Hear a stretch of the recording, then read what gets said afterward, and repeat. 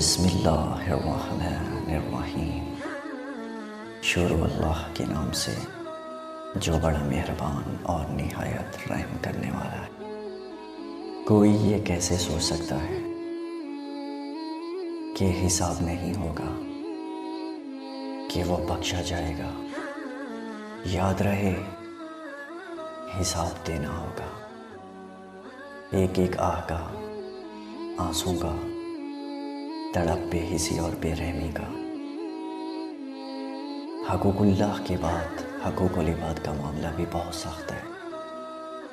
افسوس کچھ نہیں، سبھی لوگ یہ بات بھلائے بیٹھے ہیں۔